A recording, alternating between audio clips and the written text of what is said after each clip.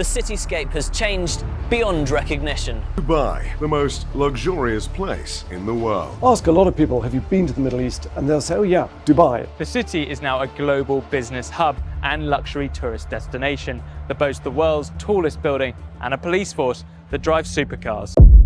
अगर मैं आपसे पूछूं कि दुनिया का सबसे सक्सेसफुल बिजनेस मॉडल किस कंट्री ने बनाया है तो शायद अब अमेरिका, चाइना या सिंगापुर का नाम लोगे। लेकिन सच ये है कि एक ऐसा शहर भी है जहां लोग दुनिया भर से पैसा लेकर आते हैं और वहां की गवर्नमेंट इनकम टैक्स तक नहीं लेती। एक ऐसा शहर जो सिर्फ 50 साल पहले तक एक छोटा सा डेजर्ट विलेज था और आज $1 ट्रिलियन इकोनॉमी बनने की रेस में खड़ा है। क्वेश्चन ये है, दुबई इतना अमीर कैसे बना? क्या सिर्फ ऑयल की वजह से? आज हम जानेंगे दुबई की वो अनटोल्ड स्टोरी जो हर ड्रीमर, बिजनेसमैन और एंटरप्रेन्योर को समझना चाहिए। आज जिस दुबई को आप देखते हो, लग्जरी कार्स, बुर्ज खलीफा, प्राइवेट आइलैंड्स, 50 से 60 साल पहले दुबई ऐसा बिल्कुल नहीं था। 1950s तक दुबई एक छोटा सा डेजर्ट सेटलमेंट था।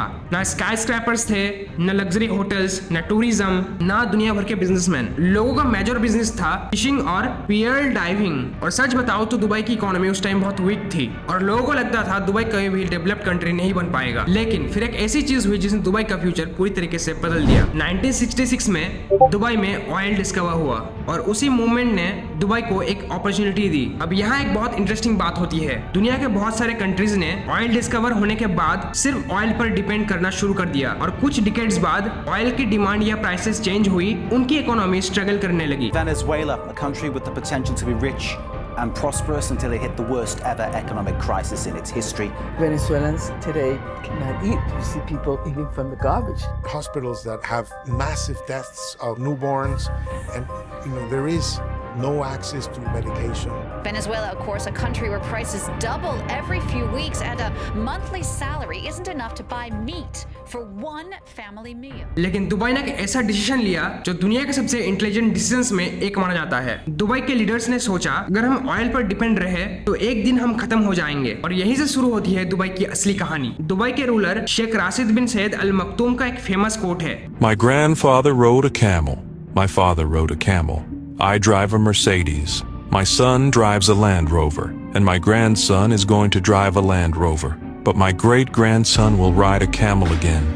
उन्हें पता था ऑयल परमानेंट नहीं है, इसीलिए उन्होंने एक ऐसा प्लान बनाया जो शॉर्ट टर्म प्रॉफिट नहीं, लॉन्ग टर्म डोमिनेशन का था। दुबई ने डिसाइड किया कि वो ऑयल बेचकर पैसा कमाएंगे और उस पैसे से दुनिया का सबसे अट्रैक्टिव बिजनेस हब बनाएंगे। और अब आता है दुबई का सबसे जीनियस मूव। जब दुनिया भर के गवर्नमेंट बिजनेसेस और ट्रेडर्स पर टैक्स लगा रहे थे, दुबई ने उल्टा सोचा। उन्होंने कहा, हम टैक्स से पैसा नहीं कमाएंगे, हम लोगों को अट्रैक्ट करके पैसा कमाएंगे। और यही दुबई का मास्टर स्ट्रोक था। सोचो, अगर आप एक बिजनेसमैन हो, एक कंट्री आपसे 30% टैक्स ले रही है और दूसरी कंट्री बोल रही है आओ बिजनेस करो, टैक्स मत दो, आप कहां जाओगे? Obviously Dubai. और एग्जैक्टली वही हुआ। धीरे धीरे दुनिया भर के बिजनेसमैन दुबई आने लगे, कंपनीज आने लगी, इन्वेस्टर्स आने लगे, ट्रेडर्स आने लगे। दुबई ने फ्री जोन्स बनाए, पोर्ट्स बनाए, एयरपोर्ट्स बनाए, इंफ्रास्ट्रक्चर बनाया और सबसे इंपॉर्टेंट बात, दुबई ने बिजनेस करना एक्सट्रीमली इजी कर दिया। जो पैसा दुबई टैक्स से कमा सकता था, उससे कई गुना पैसा दुबई ने बिजनेस इकोसिस्टम से कमा लिया। अब दुबई ने नेक्स्ट लेवल स्ट्रेटेजी यूज की। उन्होंने समझा कि सिर्फ अच्छा होना काफी नहीं, दिखाना भी जरूरी है। इसीलिए दुबई ने दुनिया की सबसे आइकॉनिक बिल्डिंग्स बनाना शुरू की। Burj Khalifa, Palm Jumeirah, Dubai mall,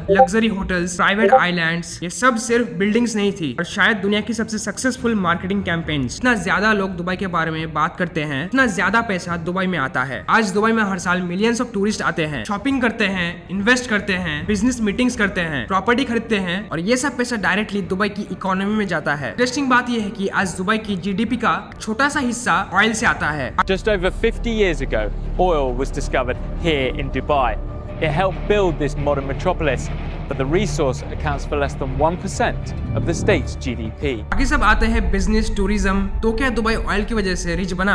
partly, लेकिन पूरा सच ये नहीं है। दुबई रिच बना क्योंकि उन्होंने एक चीज समझ ली थी, शॉर्ट टर्म प्रॉफिट से ज्यादा पावरफुल होता है लॉन्ग टर्म विजन। जब दुनिया टैक्स कलेक्ट करने में बिजी थी, दुबई दुनिया को अट्रैक्ट करने में बिजी था। जब दुनिया आज का प्रॉफिट देख रही थी, दुबई अगले 50 साल का फ्यूचर बिल्ड कर रहा था। शायद यही लेसन सिर्फ कंट्रीज पर नहीं, हम सब पर भी अप्लाई होता है। कभी कभी तुरंत मिलने वाले प्रॉफिट सैक्रिफाइस करना पड़ता है ताकि फ्यूचर में एक्स्ट्रा ऑर्डिनरी रिजल्ट्स मिल सके। Because winners don't think in days, they think in decades. अगर आपको ऐसे बिजनेस साइकोलॉजी और वर्ल्ड चेंजिंग स्टोरीज पसंद है तो चैनल को सब्सक्राइब करना मत भूलना और कमेंट्स में जरूर बताना आपके हिसाब से दुनिया का सबसे इंटेलिजेंट बिजनेस डिसीजन कौन सा था। मैं हूँ आपका भाई सफी जमान, मिलता है नेक्स्ट वीडियो में, तब तक स्टे हंगरी।